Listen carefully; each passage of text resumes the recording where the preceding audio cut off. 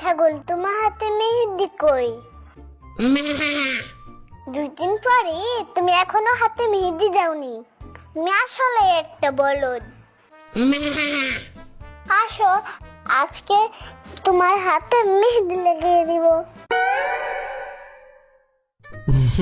যাই হোক, ঈদে খাসির চেয়েও যার ডিমান্ড বেশি থাকে সে হলো পাড়ার দর্জি। সে নিজেকে আমেরিকার প্রেসিডেন্ট মনে করে। উস্তাদ, দিদিকে তাকান। আমার পাঞ্জাবিটা আজকে দিবেন বলেছিলেন। ভাই দেখতেছেন না, শ্বাস নেওয়ার টাইম নাই। তো নেন কেন, ছেড়ে দেন। ভাই দেখেন, এখন স্বয়ং ইলন মাস্ক আইসাও যদি রকেট বানাইতে কয়, আমি পারুম না। ঈদের 2 দিন পর আইসেন। ঈদ চলে গেলে আবার পাঞ্জাবি পরে লাভ কি? তাহলে আমারে দিয়া দিয়েন, তাইলে কোনো মজুরিও লাগবো না। যাই হোক, কয় টাকা দেওয়া লাগবে? বেশি না, মাত্র 2000 টাকা। ভাই, আমার পাঞ্জাবির দামই তো 600 টাকা। নিলে লোন আর না লইলে বাগেন। I don't care. मैं दर्जी हूँ, झुकेगा नहीं साला। থাক, তুমি আম্মুর 3 পিস পরে নামাজে যাইও।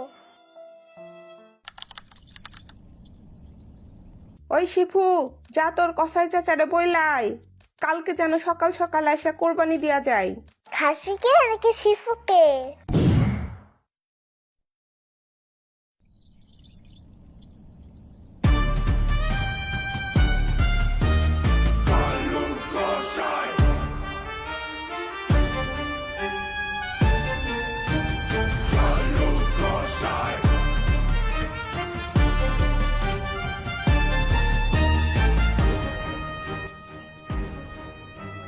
খালাম্মা, আপনার কোরবানি দিমু কালকে সকাল 12টায়। আপনারটা দিমু কালকা সন্ধ্যায়। তোমাগো কোরবানি দিমু ঈদের পরের দিন। কিন্তু ঈদের পরের দিন কুরবানি দিলে মাংস খাবো কখন? দেখো ভাই, কোনো সিরিয়াল নাই। আর যদিও যাইও, তাইলে কিন্তু 3 বেলা মাংস, 2 প্যাকেট সিগারেট আর যাওয়ার সময় আস্তে একটা রান দিতে হইব।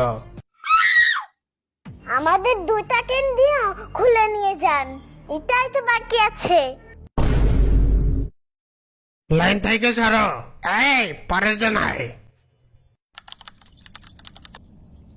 হ্যাঁ শিফু, আসো, কসাই তোমার জন্য ওয়েট করছে, তোমাকে কোরবানি দেওয়ার জন্য।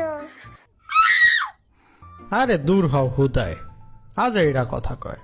আয় শিফু, এদিকে আয়, তোর ফুপুদের মাংস দিয়ে আয়। আর এটা হলো ছেলেদের কোরবানি ঈদের জাতীয় দায়িত্ব।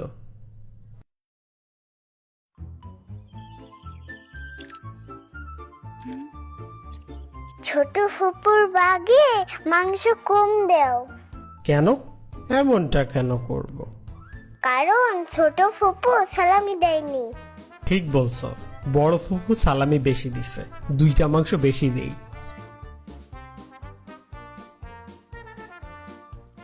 মা, দেখো শিফু ফুপুকে মাংস কম দিচ্ছে।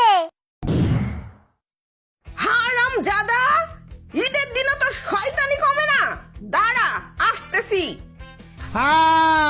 পুচকির বাচ্চা, আজকে তুই শেষ।